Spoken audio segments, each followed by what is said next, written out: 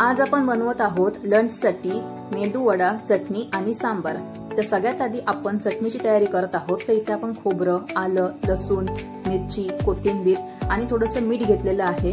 हे सगळं जिन्नस आपल्याला मिक्सरच्या भांड्यात टाकून ह्याला फाईन पेस्ट होईपर्यंत बारीक करून घ्यायचं आहे। तर दुसरीकडे सकाळीच आपण मेंदू वड्यासाठी उडीद डाळ भिजत ठेवली होती। चटणी मिक्सरला बारीक लावून झाली की आपण आता उडीद डाळ मिक्सरला लावून घेणार आहोत। तर एका मिक्सरच्या भांड्यात उडीद डाळ आपल्याला बारीक करून घ्यायची आहे। बारीक करताना आपण यामध्ये अजिबात पाणी घालणार नाही आहोत, कारण जर पाणी घातलं तर मेंदू वडे वड्यासारखे होणार नाहीत, त्यात खूप पाणी होईल आणि मग ते वडे व्यवस्थित सुटणार नाहीत तेलात। तर इथे आता आपलं हे मिश्रण बारीक करून झालेलं आहे। तर सगळी डाळ अशी मिक्सरला बारीक करून घेतल्यानंतर आपण यामध्ये थोडं इतर साहित्य पण ऍड करणार आहोत, जसे की खोबऱ्याचे काप, 2-3 हिरव्या मिरच्या, कढीपत्ता आणि कोथिंबीर। ह्याने मेंदू वड्याला खूप क्रिस्पी आणि क्रंची अशी टेस्ट येते आणि वडे छान लागतात खायला। मीठ आपण एकदम शेवटीला घालणार आहोत, ज्यावेळी आपलं सगळं फेटून होईल तेव्हा, नाहीतर मग ह्या मिश्रणाला पाणी सुटेल आणि मेंदू वड्यात आपलं पाणी होईल। लक्षात घ्या, आपण इथे कुठेही पाण्याचा वापर केलेला नाही आहे, पण जर तुमच्या मिक्सरला डाळ बारीक होत नसेल तर तुम्ही त्यात किंचितचं पाणी घालू शकता, पण मग त्याचे मेंदू वडे तयार होणार नाहीत, त्याची तुम्हाला गोलभजी करावी लागेल। मिश्रण पेटून झाल्यानंतर आपण यामध्ये मीठ टाकले आहे। इकडे एका बाजूला आपण कढईत तेल तापत ठेवले आहे आणि दुसऱ्या बाजूला एका चमच्याला पाठीमागच्या बाजूला पाणी लावून त्यावरती स्क्रीनवर दाखवल्याप्रमाणे वडे तयार करून तेलात सोडायचे आहेत। जर तुम्हाला चमच्याच्या मदतीने असं करता येत नसेल तर तुम्ही एका वाटीचा सुद्धा उपयोग करू शकता। वाटीला पाठीमागच्या बाजूला पाणी लावून घ्यायचं आणि त्यावर असं मिश्रण पसरून घ्यायचं आणि मध्ये एक होल करायचा जो मेंदू वड्याला असतो आणि तसंच हे मिश्रण तेलात सोडायचं अलगद।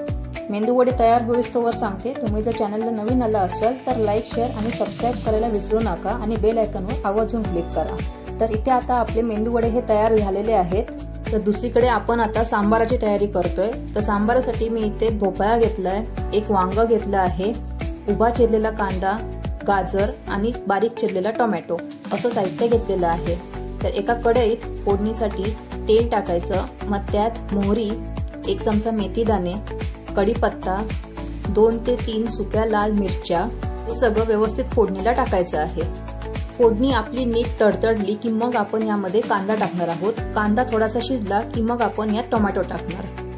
हे सगळं व्यवस्थित शिजून झाल्यानंतर आपण यामध्ये भाजी टाकणार आहोत। हे सांबार बनवण्यासाठी ज्या डाळीचा उपयोग आम्ही केलेला आहे ते मी तुम्हाला येणाऱ्या कोलॅबोरेशनच्या व्हिडिओमध्ये नक्कीच सांगेन।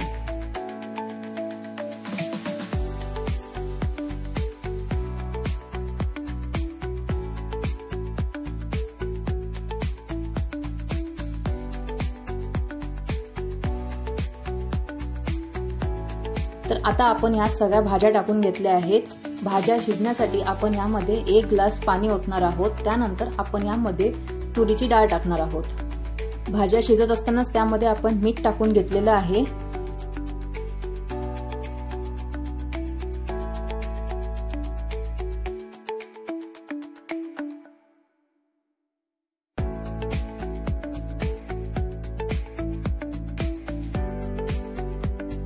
डाळ टाकल्यानंतर आपण यामध्ये सांबार मसाला, मीठ, हळद आणि थोडीशी रेड चिली पावडर ऍड करणार आहोत।